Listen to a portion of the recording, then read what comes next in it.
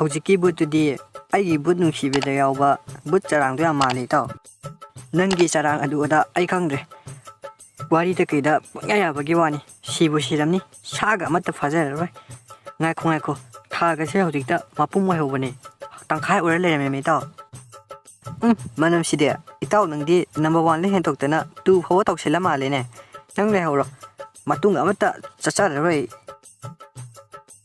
ꯍꯥ ꯍꯣꯏꯅꯦꯍꯦ ꯅꯪꯅ ꯍꯥꯏꯔꯒ ꯍꯧꯖꯤꯛꯇ ꯃꯅꯝ ꯅꯝꯃꯛꯑꯦ ꯏꯇꯥꯎ ꯏꯇꯥꯎ ꯉꯥꯏꯈꯨꯑꯣ ꯑꯃꯠꯇ ꯆꯥꯝꯈꯤꯁꯦ ꯄꯨꯈ꯭ꯔꯤꯒꯨꯝꯕꯒ ꯂꯩꯕ꯭ꯔꯥ ꯌꯦꯡꯉꯨꯕ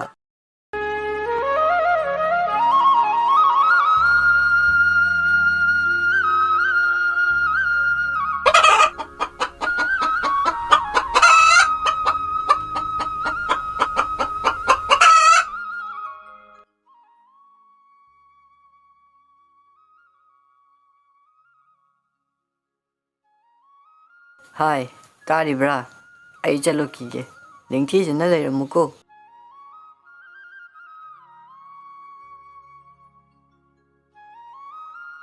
ꯉꯁꯤꯗꯤ ꯀꯔꯤ ꯏꯟꯖꯥꯡ ꯊꯣꯡꯖꯔꯝꯃꯨꯒꯦ ꯎꯇꯤ ꯆꯥꯁꯤ ꯆꯥꯈꯤꯗꯕ ꯀꯨꯏꯔꯦ ꯅꯨꯃꯤꯠꯁꯦ ꯊꯦꯡꯉꯦ ꯉꯥ ꯑꯃꯠꯇ ꯐꯥꯍꯧꯔꯔꯣꯏ ꯑꯩ ꯆꯠꯂꯦꯀꯣ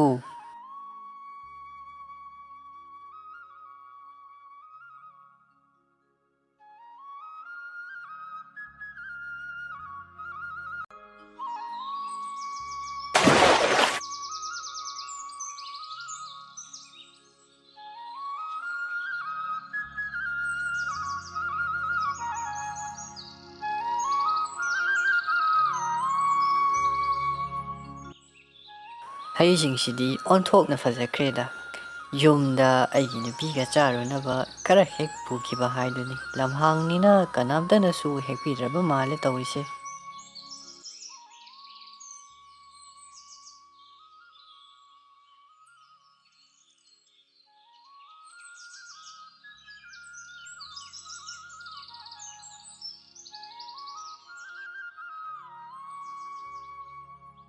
ꯃꯃꯥ ꯏꯆꯟ ꯇꯣꯝꯕꯤꯗꯣ ꯆꯥꯛ ꯂꯥꯝꯃꯦꯅ ꯅꯤꯡꯉꯥꯏ ꯇꯧꯔꯝꯕꯅꯦ ꯑꯗꯩ ꯑꯗꯨꯝ ꯇꯨꯝꯈ꯭ꯔꯦ ꯏꯍꯦ ꯑꯆꯥꯄꯣꯠ ꯂꯩꯔꯛꯄꯅꯤ ꯍꯧꯒꯠꯂꯒ ꯆꯥꯃꯤꯟꯅꯔꯣꯀꯣ ꯏꯃꯥ ꯆꯥꯛ ꯊꯣꯡꯅꯕ ꯇꯧꯔꯨꯔꯒꯦ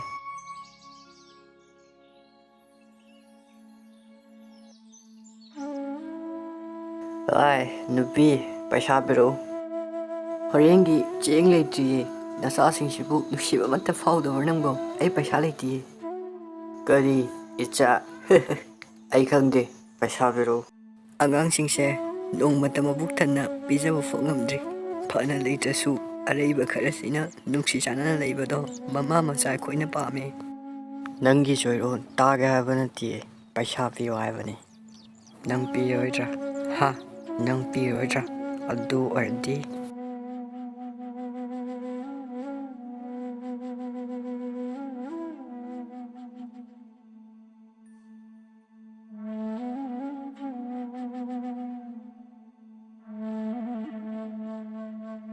ꯃꯃꯥ ꯕꯕꯥꯁꯦ ꯌꯥꯝꯅ ꯐꯠꯇꯦꯀꯣ ꯃꯃꯥꯕꯨ ꯑꯗꯨꯝ ꯐꯨꯏ ꯅꯪꯕꯨ ꯇꯥꯔꯤꯕ꯭ꯔꯅꯦꯍꯦ ꯑꯩ ꯍꯜꯂꯛꯑꯦꯅꯦ ꯉꯥꯁꯦ ꯂꯧꯁꯜꯂꯨꯔꯣ ꯂꯥꯛꯑꯣ ꯍꯩ ꯔꯥꯁꯨ ꯈꯔ ꯌꯥꯎꯔꯛꯄꯅꯤ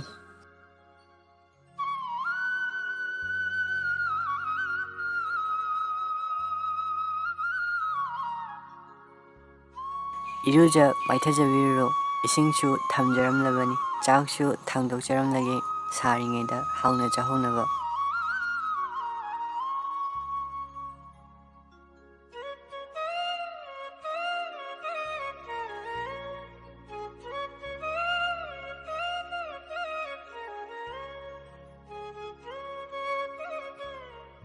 ꯍꯟꯗꯛꯇꯤ ꯏꯪꯈꯣꯜꯒꯤ ꯃꯅꯥ ꯃꯁꯤꯡꯁꯤꯡꯗꯣ ꯌꯥꯝꯅ ꯐꯩ ꯅꯪꯁꯨ ꯍꯌꯦꯡ ꯆꯠꯂꯒ ꯀꯔꯤ ꯀꯔꯤꯅꯣ ꯌꯦꯡꯅꯕ ꯐꯔꯦ ꯇꯨꯝꯅꯕ ꯇꯧꯔꯁꯤ ꯃꯇꯝ ꯊꯦꯡꯉꯦ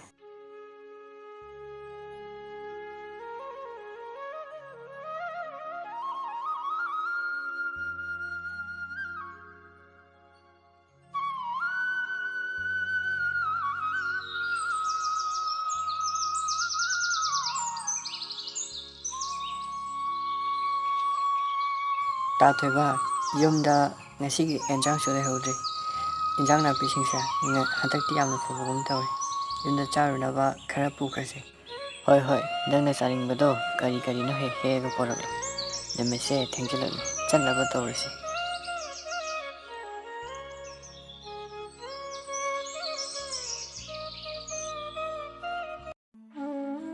ꯑꯉꯥꯡꯁꯤꯡꯁꯦ ꯀꯌꯥꯗ ꯅꯨꯡꯉꯥꯏꯅ ꯁꯥꯟꯅꯖꯔꯤꯕꯅꯣ ꯑꯣꯟꯊꯣꯛꯅꯁꯨ ꯅꯨꯡꯁꯤꯈ꯭ꯔꯦ ꯇꯧꯔꯤꯁꯦ ꯑꯩꯈꯣꯏꯒꯤꯁꯨ ꯏꯃꯦꯖꯁꯤꯗ ꯏꯆꯥ ꯑꯃꯇꯪ ꯎꯖꯔꯝꯂꯕꯗꯤ ꯑꯁꯨꯝꯅ ꯀꯌꯥꯗ ꯍꯔꯥꯎꯅ ꯌꯦꯡꯖꯒꯗꯕꯅꯣ ꯐꯔꯦꯁꯦ ꯍꯦꯟꯅꯁꯨ ꯈꯟꯖꯤꯜꯂꯨꯔꯅꯨ ꯃꯄꯨ ꯃꯥꯒꯤ ꯅꯣꯡꯅꯣꯡꯈꯣꯟꯅꯤ ꯈꯟꯗꯣꯛꯄ ꯇꯥꯕꯅꯤ ꯂꯥꯛꯑꯣ ꯂꯥꯛꯑꯣ ꯆꯠꯅꯕ ꯇꯧꯔꯁꯤ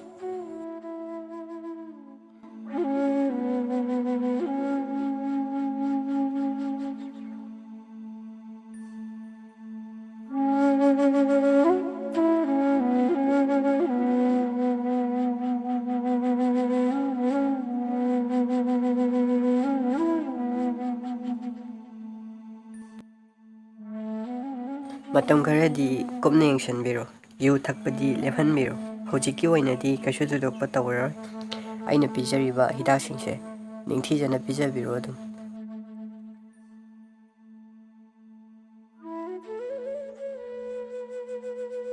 ꯍꯤꯗꯥꯛ ꯂꯩꯅꯕ ꯁꯦꯟꯗꯤ ꯑꯩꯗꯤ ꯀꯗꯥꯏꯗꯒꯤ ꯂꯧꯔꯨꯒꯅꯤ ꯇꯧꯔꯤꯕꯁꯤꯗꯤ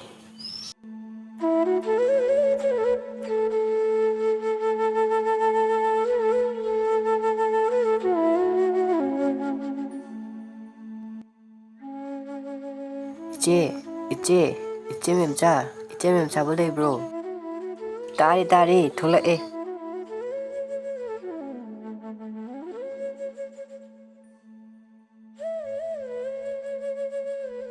ꯍꯩꯃꯥ ꯇꯥꯅꯤꯡ ꯅꯪ ꯑꯣꯏꯔꯦ ꯀꯔꯤ ꯂꯩꯔꯒꯦ ꯁꯨꯝ ꯂꯥꯛꯄ꯭ꯔꯣ ꯅꯪꯕꯨ ꯑꯩꯈꯣꯏ ꯁꯣꯝꯗ ꯏꯆꯦ ꯅꯅꯥꯎ ꯅꯨꯄꯥꯒꯤ ꯍꯤꯗꯥꯛ ꯂꯩꯅꯕ ꯁꯦꯜ ꯂꯩꯇ꯭ꯔꯦ ꯏꯆꯦꯒ ꯂꯩꯔꯒꯗꯤ 1,000 ꯂꯧꯖꯒꯦ ꯍꯥꯏꯗꯨꯅ ꯂꯥꯛꯆꯕꯅꯤ ꯅꯅꯥꯎ ꯊꯨꯅ ꯑꯃꯨꯛ ꯁꯤꯡꯖꯔꯛꯀꯦ 이해 나찌디 레이엄바 카라두나 용기 그케이노 레이토크레네헤 낭 사우누코 사우드데 이제 나나오 뭐 한나바 떠우자라게 두디 이제 레이비 호코코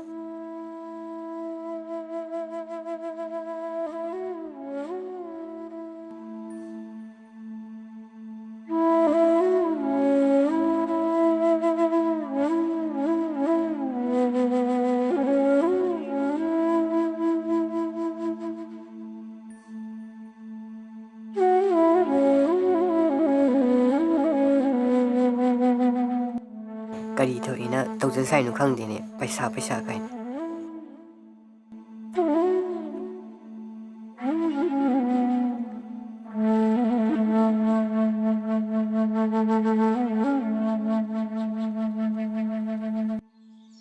ꯀꯀꯥ ꯅꯦꯅꯦ ꯍꯩꯅꯧꯁꯦ ꯈꯔ ꯂꯩꯕꯤꯌꯨꯀꯣ ꯏꯆꯥ ꯑꯅꯤꯗꯤ ꯑꯣꯟꯊꯣꯛꯅ ꯅꯨꯡꯁꯤꯈ꯭ꯔꯦꯗ ꯍꯩꯅꯧꯁꯦ ꯈꯔ ꯂꯩꯈ꯭ꯔꯒꯦꯀꯣ ꯃꯃꯥ ꯍꯣꯏꯗꯤ ꯀꯗꯥꯏ ꯃꯃꯥꯗꯤ ꯕꯕꯥ ꯅꯥꯕꯒꯤ ꯊꯥꯗꯣꯛꯄ ꯌꯥꯗꯕꯩ ꯁꯦꯟꯅꯍꯧꯔꯤ ꯕꯕꯥꯒꯤ ꯍꯤꯗꯥꯛ ꯂꯩꯅꯕ ꯁꯦꯜ ꯂꯩꯇꯕꯒꯤ ꯍꯩꯅꯧ ꯃꯌꯥꯝꯁꯦ ꯌꯣꯜꯂꯤꯅꯤ ꯏꯆꯥ ꯑꯅꯤꯗꯤ ꯃꯔꯝ ꯌꯥꯝꯅ ꯃꯣꯛꯏꯗꯅ ꯁꯦꯁꯦ ꯅꯦꯅꯦꯅ ꯏꯪꯈꯣꯜꯗꯒꯤ ꯄꯨꯔꯛꯄꯅꯤ ꯌꯨꯝꯗ ꯃꯃꯥ ꯍꯣꯏꯒ ꯆꯥꯃꯤꯟꯅꯔꯣ ꯑꯗꯨꯒ ꯁꯦꯟꯁꯤꯅ ꯕꯕꯥꯒꯤ ꯍꯤꯗꯥꯛ ꯂꯩꯔꯣꯀꯣ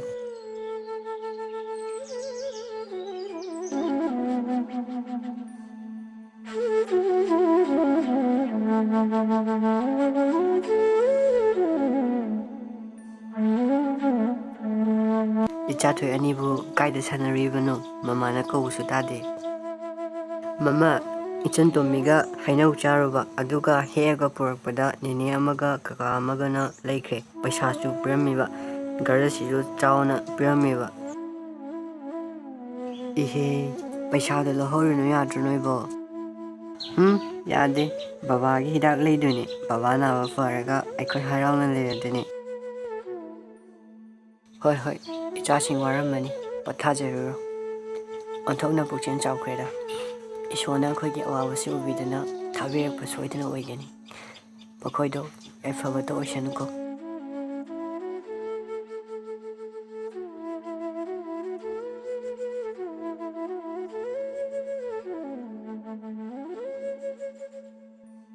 ꯕꯕꯥ ꯆꯥꯛꯁꯦ ꯈꯔ ꯆꯥꯁꯟꯁꯦ ꯍꯛꯆꯥꯡ ꯈꯔ ꯀꯟꯅꯕ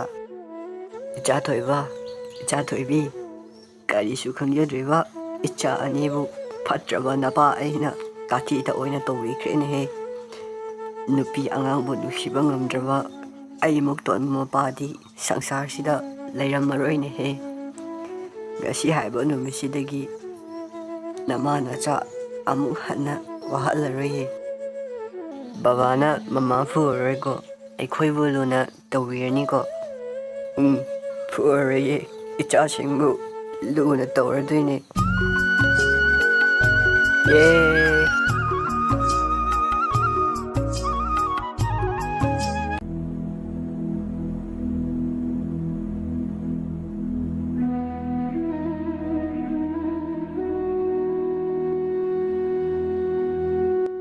Marup anina aibu nuksibiduna aibu amukta kanbiyo aibu hatpiganu sadal masingi makuttagi aibu amukta loina kanbiyo aikhoi marupu hatge haiduna lakjabana jadi marupu kange haiduna lakjabane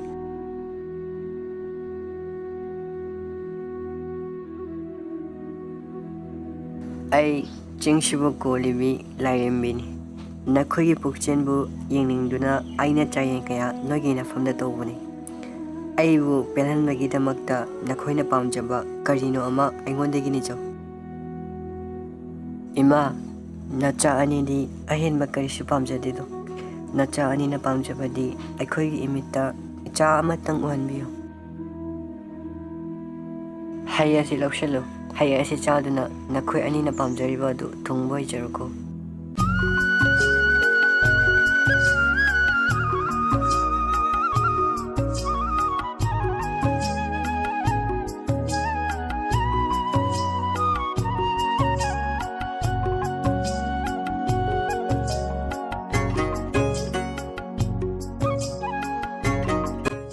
Tathoiba ngasidi akhoi anigisu nushiraba ichama phangjareko masi pumba ima Lairembi adugi thaujanani akhoi anina poche chupada ima adubu kawba yadeko ngasigi thase yamna ingna fajai ichase kayada nugaina tumjaribano ichagi mingse imana nushina Thanil haina tholabani Tathoiba icha Thanilse nushitra icha Thanilse yamna nushi aduga nangse nushi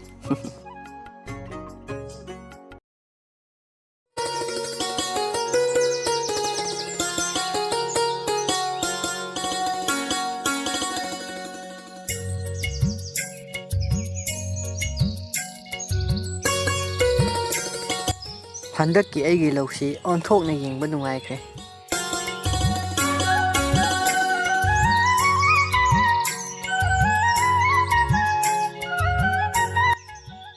Itau thoiba handakti nacha nupa nusiba ama phangkhibadagi ugebu phangkhidrene ko hoi itau icha Thanil hek phangjaba mikuptudagi hingbagi asa chawna urakle mama gaiga phana warurabasu mahaki nusiba matauda hekta kawi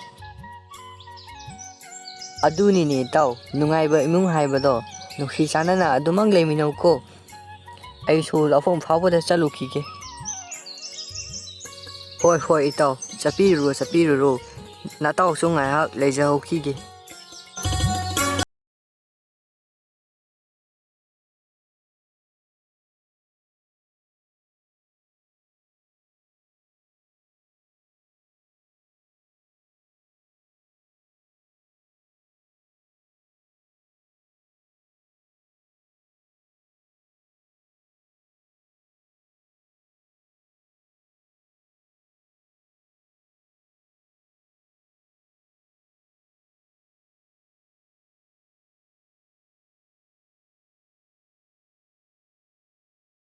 Ni bungo laikro angang na su yamna haraujarani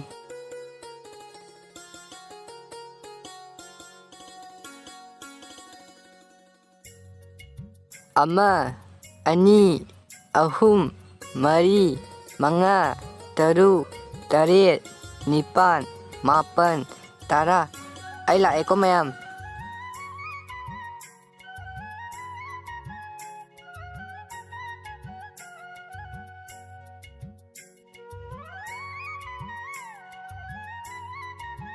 Noi thiba phangdre maru mayam tholao yare Hehe aikhoina magic tawbane nangonda haitro khoide Yam hayre, mi yang wahale, no magic to di. Ngasi di tolase, hayang mo sanarsi.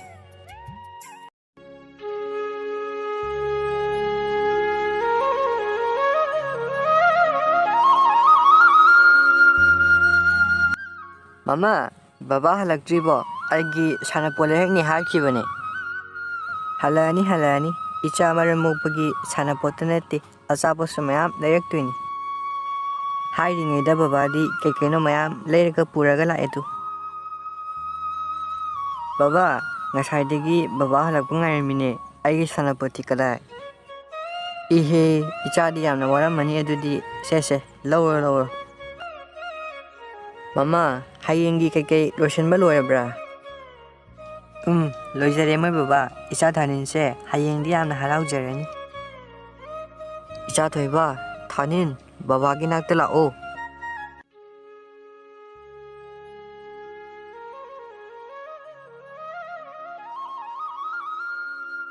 Yengoi, Hayengdi, Mamaga koi ahum koi basalusi. Hisu tonglakaduini. Adudi yamna nungaini baba. Ado ay tumninge. Mama, nausum isay sakpiyo. Lao, mama ginagta, mama sakpirage.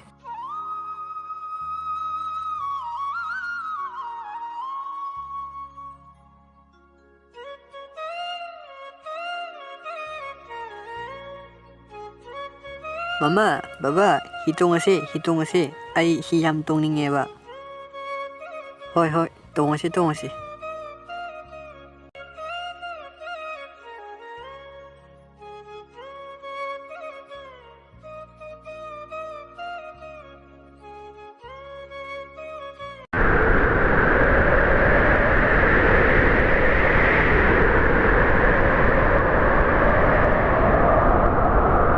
Asumna, Kanghudana Manong Nushit Akanba ama lakpadagi, Maikai Kangana Puduna Chatpana, Ising Duda Irang Naduna, Thaningi Mama Babadi, Arabamik Wakre.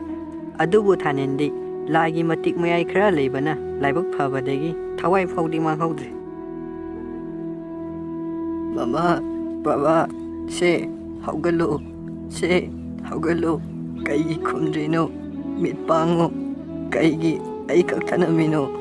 Aigi mama kababagal itrabadi kanana aigi sana pala ibigani kanana aigi nausam isa sakpidino mama baba se hawgalo yum jase lao mitpango se angang sigi matawsi ubada adwaida leba uche waya upami kayasu kable khwaidigi magul leiraba saithaduna su masidagi ahenba amamuk leiroidraba moshi amabu khudon tambiram leba Mama mapana taibang pansidagi amuk halaklaroi haina lamna chatkrabada kaple Thanil angang ujarabasu ima baba halako haina pambai leitraba Thanil anakpada umang ama leibadu uduna changlakle mahangna changlakpaduda uche mate manaw amana urami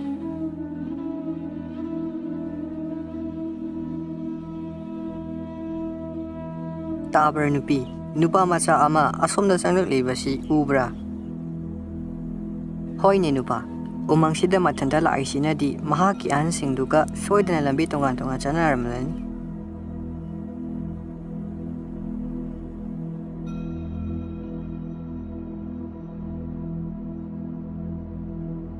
Nupa Masa, Nahak Pukadiming Kovage, Umang Sida Natandala Akpati, Nahaki Ahalaman Amatayok Tabra. Mamaga Babagadi, Aitalotunan Chakre, Amuhalala. Ngarang dagi umang sida lairakpane kisu yamna ki se kapkanu se kari ki kidori bano nupa macha de kiba yate nupi angang se kai no khara pijo nupa macha kari su khalaganu punsi haiba sidi asini do lao kai no khara charu lao Thanin gi khanbada umang sibu kolebi ima lairembi adasu yamna warami Angang sina chaudri faudi, mahangna mama pasangna, yok legi haina khankre, taibang miyoiba amagi saklon laukre.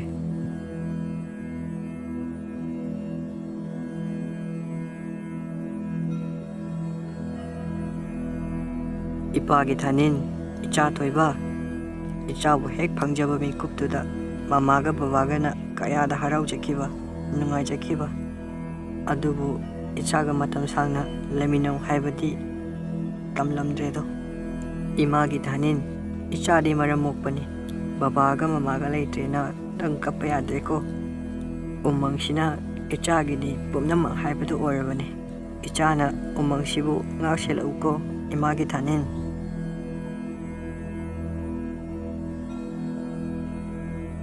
Mama, Baba, noi lao. Aigi mangranda kakta noi la ino.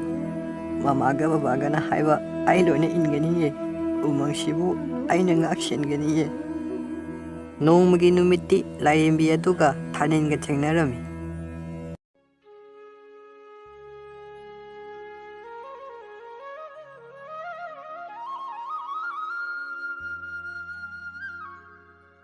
Ima Manbi, tabro, hagulose, Ima Manbi. Is, aidi, wamandana gyan mangla waire. Nupa macha, nahapu umangsida kanaga laklibano. Ima Manbi, aigi imaga pabagadi khodong tiba thudok amada laikidre. Mangda uriba ima ipa saklaba uche asi natana aigina haibada kanasu laitre. Ima sune, mapamsida matam kuina dagi laireklabani. Ima ki sukana amata laitre. Ichaga puna hek lairasi. Ado, nangbu kari ming kaubage. Thanil kawe Ima Manbi. Ichagi ming sidi onthokne nusikreda. Lao, ima ki yumda chalase.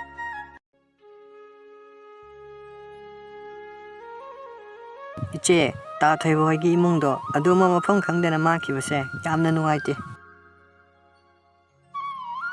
Kanana bu nungaiganido.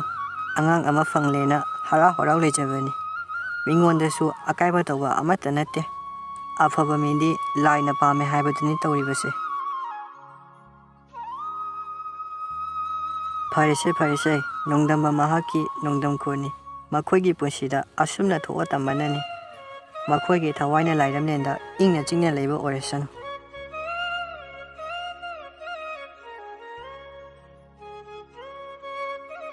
Nongma haukibana Thanilsu chawba mapung phare.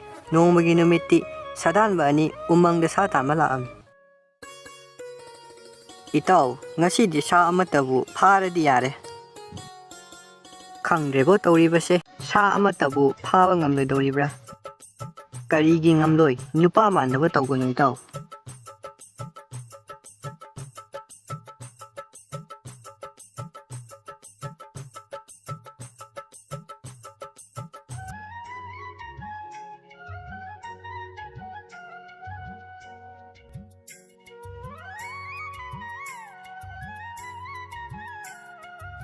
Ima, Thanil, umangsida nupa anikak sadanba lahore. Ima Manbi, nasa kaidawjo haibano. Umangi sa sokpadi aingonda sokpaga chap mane. Thanil, sadanba aniduda asumna tawrasi. Ima icha butki saktam langasi. Aduga kihanduna makhoibu chalankrasi.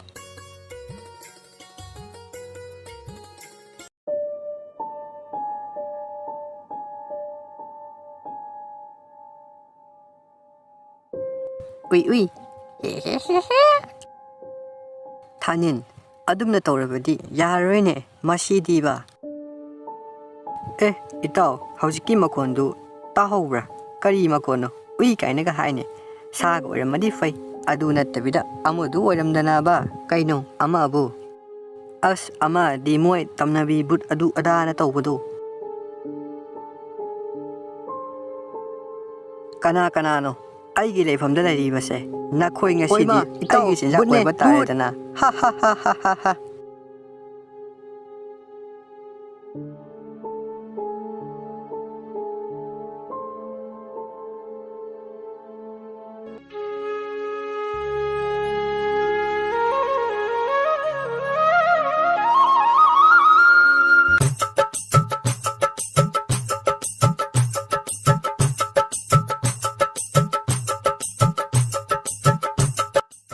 Haujiki butudi aigi but nungsibida yawba but charangdo yam mali taw.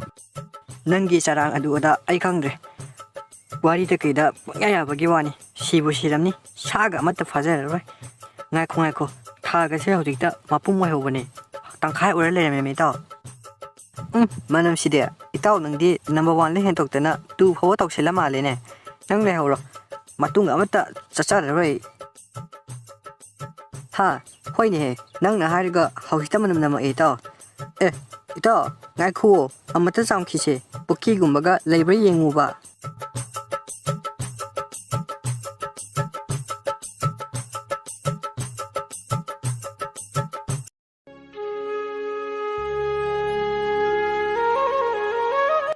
Mama, Baba, nacha ngasidi chawbu mapung phare. Ngasidi mamaga babaga yamna ningsingi. Ima manbiga kakani niga nasu aibu yamna luna tawbiye. Mamaga babaga na umang sibu ngaksel u haibado aina cheksina senajariye. Lairamlenda ingna chingna leibu oyuko. Mama, Baba. Ima Lairembisu miyoybagi saktam adumak lauduna Thanil Uchek makhoi punna nungaina umangsida adumang leiki. Mayam channel asibo nusibiduna subscribe toksanbiramu. Mathang video da muk thengnarasi mayambu haingai leitana thagatjari.